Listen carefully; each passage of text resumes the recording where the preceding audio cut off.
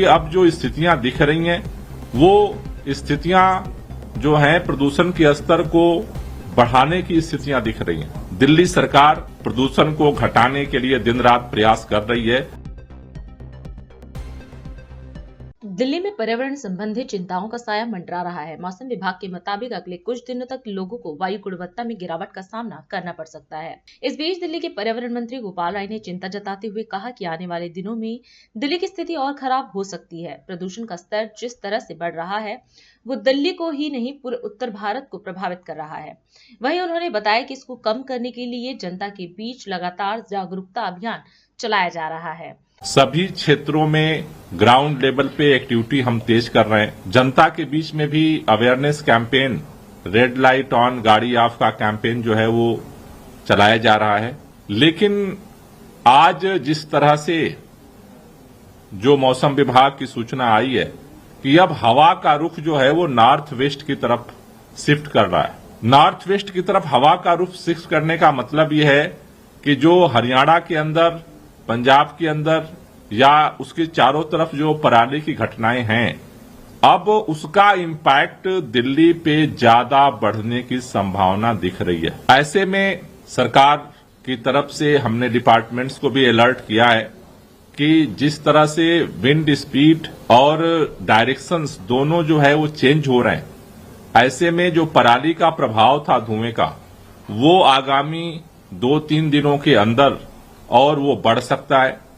क्योंकि अब दिवाली भी नजदीक आ रही है तो हमने डिपार्टमेंट्स को भी अलर्ट मोड में आज रखा है कि सभी लोग अपनी तैयारी रखें और हो सकता है कि मौसम अगर और विपरीत होता है तो प्रदूषण का स्तर और बढ़ सकता है।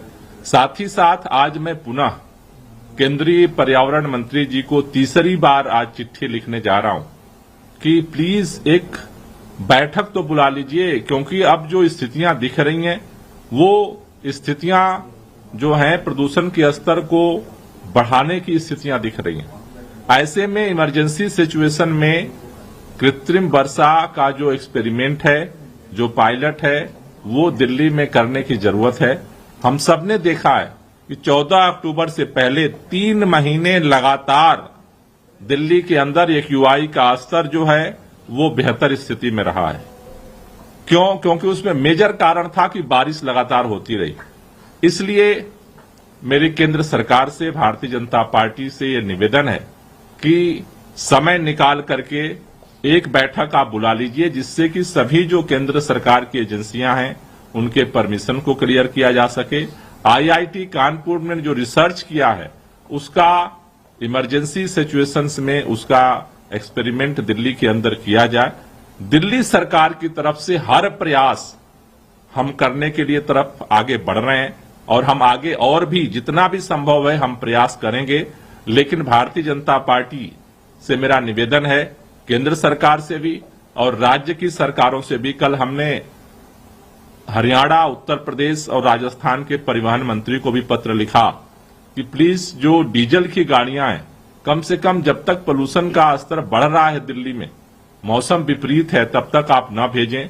मुझे भरोसा है कि भारतीय जनता पार्टी और उनकी सरकारें दिल्ली के लोगों के सांसों पे जो संकट है उसमें राजनीति करने की जगह सहयोग करेंगी और हम सब प्रयास करेंगे। दिल्ली के लोगों से भी मेरा निवेदन है कि चूंकि जो प्रदूषण का स्तर है, मौसम हमारे हाथ में नहीं है, मौसम आपके भी हाथ में नहीं है बदलना, लेकिन हम सबको धीरे धीरे अपने को तैयार करना पड़ेगा कि कैसे हम पब्लिक ट्रांसपोर्ट का उपयोग करें, कैसे जो रेड लाइट पर अगर गाड़ी लेके हम निकल भी रहे हैं तो रेड लाइट पे अपना इंजन बंद रखें, जिससे कि बेवजह का जो है फ्यूल बर्निंग ना हो। कैसे अपने आसपास जो भी ऐसे लोग हैं, चाहे वो गार्ड हों, चाहे नाइट ड्यूटी वाले लोग हों, उनको हम हीटर दे करके मदद करें, जिससे कि वो बायोमास बर्निंग ना करें।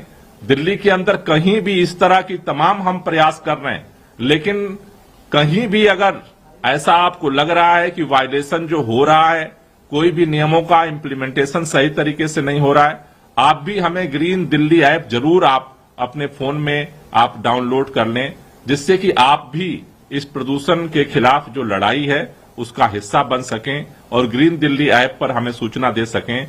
दिल्ली सरकार, आम आदमी पार्टी की सरकार प्रदूषण को घटाने के लिए दिन रात प्रयास कर रही है और हमारा प्रयास आपके साथ मिलकर के जारी रहे। राष्ट्र सर्वप्रथम, राष्ट्र सर्वप्रथम, राष्ट्र सर्वप्रथम, राष्ट्र सर्वप्रथम।